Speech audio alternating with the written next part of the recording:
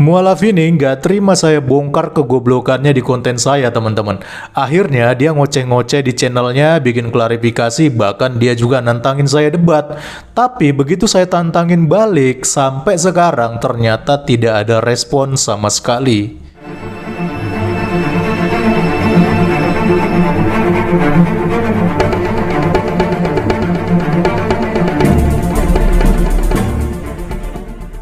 Shalom saudaraku, bertemu kembali dengan saya di Risans Channel dan saya harap teman-teman semua dalam keadaan sehat dan juga diberkati oleh Tuhan kita Yesus Kristus. Oke, sebenarnya saya nggak terlalu antusias ya bikin video ini, yaitu untuk membahas masalah saya dengan si mualaf Andre yang pernah saya bahas di video saya sebelumnya.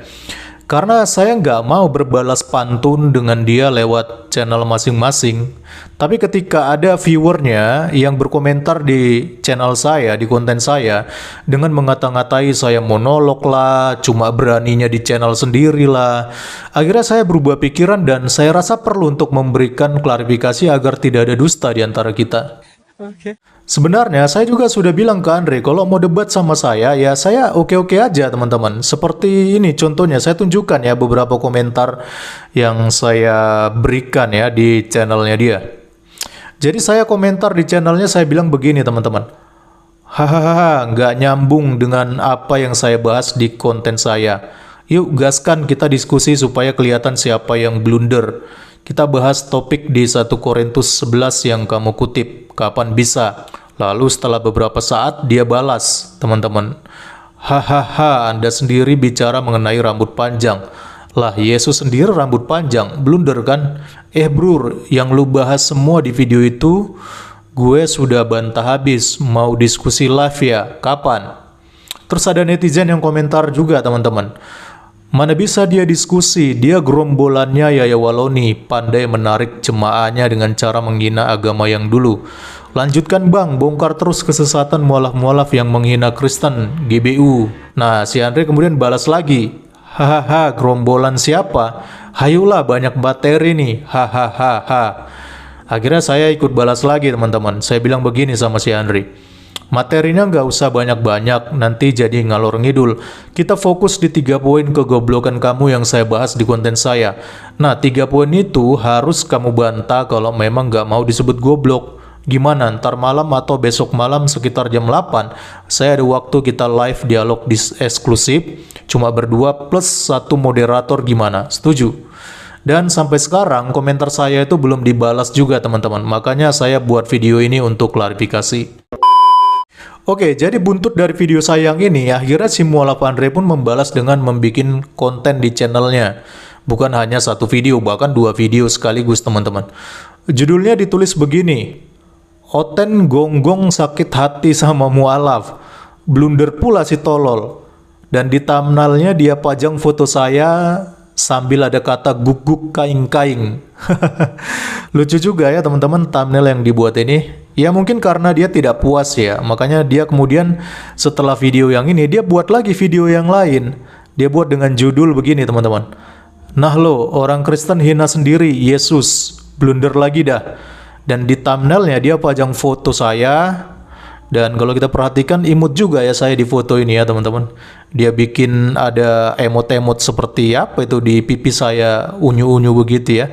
Kayak foto-foto ala-ala wibu Jepang begitu teman-teman. Terus dia juga pajang foto Tuhan Yesus di situ dengan rambut panjangnya ya.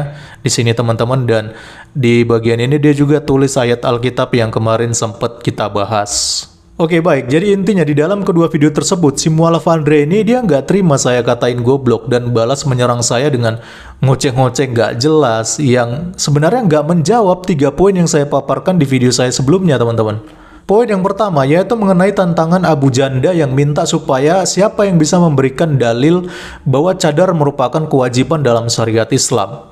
Dan si mualaf Andre ini dia berusaha menjawab tapi jawabannya nggak nyambung teman-teman. Dan itu sudah saya bahas ya di video saya, nanti teman-teman boleh cek sendiri. Ya jadi nggak nyambung teman-teman sama sekali ya. Wal Andre, kamu ini baru mualaf kemarin sore ya. Tapi kok sudah sok-sokan memberikan dalil bahwa cadar merupakan kewajiban di dalam syariat Islam. Sedangkan Quraisy apa aja ya, yang merupakan seorang yang mungkin dianggap sebagai cendekiawannya Muslim ya, yang mungkin seorang yang sudah dihormati lah, karena dia merupakan orang tua yang pasti ilmu agamanya juga dikatakan lebih paham lah daripada si Andre ini ya teman-teman. Apalagi dia juga pernah kuliah kalau nggak salah itu di Mesir ya, di Al-Azhar. Jadi si Quraisy siapa aja dia nggak berani memberikan dalil bahwa cadar itu merupakan bagian daripada syariat Islam yang wajib gitu loh. Makanya kita lihat kan anaknya si Naswa Shihab aja dia nggak pakai cadar kan teman-teman. Ya karena memang si Quraisy Shihab ini dia nggak mau sembrono gitu memberikan dalil, memberikan jawaban terkait dengan pemakaian hijab ataupun cadar. Bahkan dia sendiri pernah diwawancarai dan dia mengatakan bahwa dia lebih memilih menjadi tawakuf ya teman-teman. Tawakuf itu artinya tidak terburu-buru dan tidak sembrono lah di dalam memberikan jawaban. Nah ini loh, Quraisy Shihab sendiri yang ngomong, orang yang pernah belajar di Al-Azhar Mesir, ya, yang pastinya tentu sudah banyak belajar tentang Islam. Lah ini kamu mualaf baru kemarin sore, yang nggak jelas asal-usul pendidikan kamu apa, pernah mondok atau enggak gitu ya, tapi kok sok-sokan mau melangkahi Quraisy Shihab yang sudah banyak pengalaman lah dan sudah banyak mengenyam pendidikan tentang Islam. Luar biasa memang si Andre ini ya, mualaf baru kemarin sore tapi sok-sokan memberikan dalil mengalahkan Quraisy Shihab sendiri ya. Ya tapi itu urusannya mereka lah teman-teman, kita nggak perlu ikut campur lah meributkan tentang wajib cadar atau tidak, karena nggak ada faedahnya juga kan buat kita. Oke. Lalu poin yang kedua yaitu mengenai Abu Janda yang memberikan tantangan, tapi malah si mualaf Andre ini dia larikan topiknya ke Kristen, ya kan lucu ya. Yang nanya ini kan Abu Janda, dia seorang Islam teman-teman. Dan yang ditanya juga kan tentang Islam, yaitu masalah cadar kan, dan dia minta dalil. Jadi lucu aja gitu kok. Islam bertanya gitu kan, lalu dibalas dengan si mualaf Andre ini yang walaupun jawabannya nggak nyambung, tapi kok dia malah larikan ke bahas Kristen, tentang cadar di dalam Kristen. Itu ibaratnya ya teman-teman, ini ibaratnya kalau ada orang ngomong apel, nah si mualaf Andre ini malah ngomongin buah korma, kan nggak nyambung jadinya ya.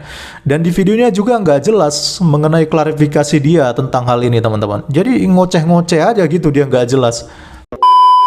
Nah kemudian lanjut pada poin yang ketiga ya, yaitu mengenai pemakaian cadar atau hijab di dalam Kristen yang dipersoalkan oleh si mualaf Andre ini ya, dimana dia mengutip melalui dari 1 Korintus pasal 11 ya teman-teman. Dia menyinggung tentang pemakaian hijab di situ dan dia katakan bahwa ini loh orang Kristen aja pada waktu itu di ayat ini dijelaskan bahwa mereka memakai hijab, memakai penudung, memakai kerudung. Tapi kenapa kok orang Kristen sekarang nggak pakai kerudung? Dan itu sudah saya jawab juga sebenarnya di video saya teman-teman.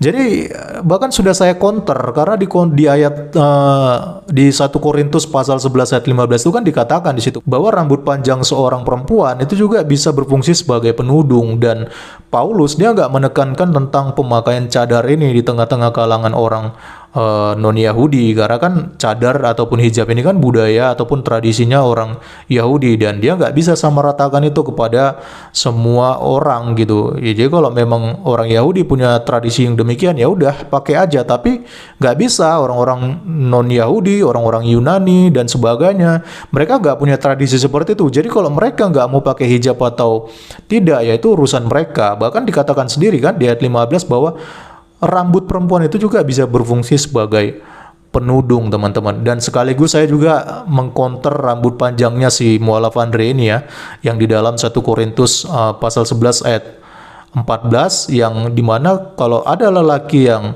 berambut panjang itu sebenarnya merupakan kehinaan ya bagi lelaki tersebut. Nah lalu dia bilang ke saya teman-teman, kalau saya ini blunder bilang rambut panjang seorang pria itu adalah kehinaan. Karena dia bilang, loh Yesus sendiri juga rambutnya panjang, katanya seperti itu. Oke, gini aja deh sekarang. Sekarang kamu tunjukkan kepada saya tanya balik ke kamu ya, si mualaf Andre ini ya.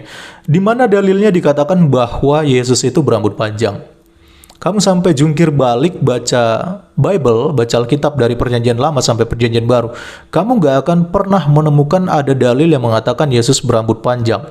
Lalu terus kamu mau counter pakai gambar-gambar Yesus yang ada di dalam Google, ya. Seperti yang tadi kamu pasang di thumbnail video kamu. Kamu pajang di situ foto Yesus dengan rambutnya yang panjang. Padahal ya, kalau kamu lihat di Google itu Yesus itu banyak versi loh. Bukan hanya yang berambut panjang, ada juga yang berambut gondrong. Ada juga yang berambut pendek. Jadi versi yang mana yang benar? Ya kita nggak tahu teman-teman. Karena ini kan foto-foto yang di Google itu kan merupakan lukisan, merupakan hasil imajinasi dari para pelukis-pelukis yang berusaha mendeskripsikan gambaran tentang Tuhan Yesus pada waktu itu, teman-teman.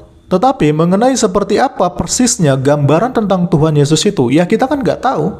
Karena nggak ada dalilnya dikatakan bahwa Yesus berambut panjang. Cuman kita bisa melihat sejarah ya, yaitu pada masa zaman di mana Tuhan Yesus itu ada ya. Itu antara dari abad ke-4 sampai abad ke-6 ya teman-teman. Dan kita kalau belajar dari sejarah tentang zaman Yesus pada waktu itu, memang model daripada rambut-rambut pria di zaman itu adalah gondrong. Gondrong dengan brewok kan begitu ya teman-teman. Dulu kan belum ada potongan-potongan rambut seperti rambut saya ini kan belum ada, atau rambut mohawk atau rambut ala anak pang dan sebagainya. Dulu memang model mereka itu adalah rambut gondrong dengan brewok. Tetapi gondrong ini nggak bisa kita katakan sebagai rambut panjang layaknya perempuan, teman-teman. Kalau kita katakan gondrong, oke lah, mungkin bisa sebatas segini atau bisa sebatas bahu, itu bisa dikatakan gondrong, lalu dengan ditambah brewok. Karena memang ciri khas orang yang hidup pada zaman itu, khususnya orang-orang Yahudi ya teman-teman. Itu memang gambaran mereka, model rambut mereka ya seperti itu. Jadi kamu Andre harus bisa bedakan antara rambut panjang seperti perempuan dengan rambut gondrong, yang mana menjadi model daripada pria-pria Yahudi di zaman Yesus pada waktu itu. Di dalam Alkitab hanya ada beberapa orang yang dikatakan berambut panjang, dan ini ada dalilnya teman-teman, yaitu contohnya Simson dan Absalom. Dan biasanya orang-orang yang berambut panjang ini adalah orang-orang yang disebut sebagai nazirnya Tuhan. Apa itu nazir? Nazir adalah orang yang berkomitmen dan juga bersumpah kepada Tuhan. Mereka ini orang-orang yang dikhususkan Tuhan dengan syarat-syarat yang sudah ditentukan. Contohnya seperti Simson ya teman-teman. Dia adalah salah satu orang nazir Allah. Dan dia sempat mengalami kegagalan karena dia memberitahukan rahasia kekuatannya kepada seorang gadis bernama Delila ya. Sehingga akhirnya rambutnya dicukur, rambut panjangnya dicukur, dan kemudian kekuatannya hilang teman-teman. Tetapi akhirnya atas seizin Tuhan, kekuatannya pun bisa pulih kembali. Jadi orang-orang seperti ini ada dalilnya teman-teman. Di dalam Bilangan 6 ayat 5 dikatakan begini, selama waktu nazarnya sebagai orang nazir, janganlah pisau cukur lalu di kepalanya. Sampai genap waktunya ia mengkhususkan dirinya bagi Tuhan. Haruslah ia tetap kudus dan membiarkan rambutnya tumbuh panjang. Jadi jelas ya, kalau Yesus dikatakan berambut panjang itu tidak ada dalilnya di dalam Alkitab. Tetapi kalau Simson, Absalom itu ada dalilnya di dalam Alkitab. Jadi gak fair kalau kita katakan Yesus itu berambut panjang layaknya perempuan. Tetapi kalau kita bilang gondrong sebagaimana model rambut pria Yahudi pada zaman itu, maka sah-sah aja kita kalau kita belajar dari sejarah yang terjadi pada masa-masa itu, yaitu khususnya pada abad ke-4 dan juga abad ke-6 ya teman-teman. Lagi pula ya teman-teman, sebenarnya poin inti yang saya sampaikan di video saya itu bukan mengenai laki-laki itu boleh berambut panjang atau tidak. Karena sekarang kalau kita perhatikan ya, khususnya budaya kita atau bahkan budaya barat ya, rambut panjang seorang pria itu dianggap sebagai sesuatu hal yang wajar, bukan kehinaan. Dan gak masalah bagi saya, karena kita kan gak mengikuti tradisinya orang Yahudi, gak mengikuti budayanya orang Yahudi yang menganggap rambut panjang adalah kehinaan pada waktu itu teman-teman. Tapi sebenarnya teman-teman, kalau si Mualaf Andre ini punya otak, sebenarnya yang saya sampaikan di video tersebut pada intinya, poinnya itu adalah kenapa si Mualaf Andre ini hanya mengutip satu ayat saja tentang pemakaian kerudung, tetapi mengabaikan ayat-ayat lain yang sebenarnya nggak bisa dipisahkan daripada ayat itu secara keseluruhan. Harusnya kalau si Mualaf Andre ini punya otak, dia itu harus baca ayatnya dulu dan pahami baik-baik apa sebenarnya maksud ataupun narasi daripada satu perikop daripada ayat itu, teman-teman. Bukan cuma comot satu ya, lalu dengan bangganya dia tunjukkan ayat itu seolah-olah dia paham akan maksud ayat itu, dia pakai untuk menyerang Kristen. Tapi saya mengerti kok, karena memang itu kan tujuannya si mualaf Andre ini, comot satu ayat, serang Kristen, dan mengabaikan ayat-ayat lainnya yang sebenarnya mengkonter daripada ayat itu sendiri. Jadi mau nggak mau, kamu harus terima Andre kalau kamu saya katain goblok. Karena memang demikian faktanya. Karena di dalam kamus KBBI itu tidak ada yang namanya setengah goblok. Nggak ada yang namanya seperempat goblok. Pilihannya cuma dua. Kalau tidak cerdas, ya goblok. Dan saya rasa kata goblok itu sesuai dengan kebiasaan kamu yang suka membahas Kristen berkali-kali tetapi isinya nol besar. Oke, mungkin itu aja yang bisa saya sampaikan di video kali ini, dan semoga si mualaf Andre segera pulih dan gak goblok lagi. Salam kritis, Tuhan Yesus memberkati. Shalom.